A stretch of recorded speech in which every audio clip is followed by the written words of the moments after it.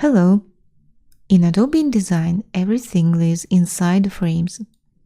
Most of them are rectangles. They are containers for your text and images. That's why the rectangular frame is the very first object we'll create today. I'll clean the page. To draw a frame, we need a specific tool, the Rectangle Frame tool. You can activate it in 3 ways. Click the Add a Frame button in the contextual taskbar at the bottom. Press the F key on your keyboard, easy to remember, F for frame. Or you can select the tool from the Tools panel on the left. The first 2 methods are the fastest, so pick your favorite. Personally, I prefer using keyboard shortcuts, so I just press F. The cursor has changed to a cross. Now just click and drag anywhere on the page and release. Here is your frame. Notice that it looks exactly like the Tools icon in the Tools panel, a crossed rectangle. That's your visual hint. Look at your cursor. It still looks like a cross. And if you accidentally make an extra click on the page, what happens? A pop-up window appears. Why? The Rectangle Frame tool is still active, so InDesign thinks you want to create another frame with exact dimensions. To close it, simply click the Cancel button or press the Escape key on your keyboard. Remember this trick, you can use Escape to close any window you don't need. To actually drop the tool, switch to the Selection tool or press V on the keyboard. The cursor will turn into a black arrow and you can safely click anywhere on the page.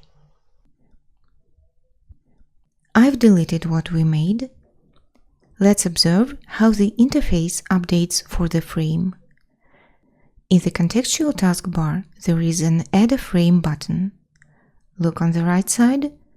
The Properties panel adjusts to whatever you're working with. Right now we have a blank page, so the panel shows document properties. Let's repeat what we just did. Practice makes perfect, right? Choose the Rectangle Frame tool again. Grab it in any way you like. I'll just press F.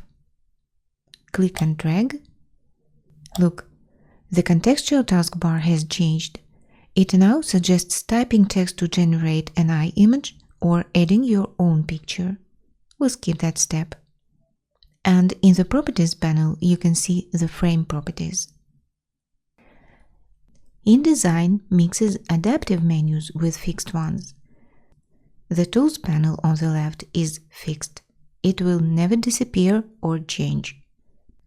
But adaptive menus change to give you faster options. Using them along with keyboard shortcuts is always quicker. Don't let this overwhelm you. You'll get the hang of it over time, and we'll review all of this in the upcoming exercises. This is my workbook, How to Work in Adobe InDesign in Pictures. Inside, this exact topic looks like this. You simply open it, find the picture you need, and keep working. No need to search for a video and rewind it to the right moment. You can just use this guide. The workbook is available on my website, designtoolswithvera.com. The link is in the description below. I am Vera Petrova, the author of the workbook. Every like and subscription tells me that my work is helpful for beginner designers, and it inspires me to keep recording new lessons. Thank you for watching. See you in the next video. Bye!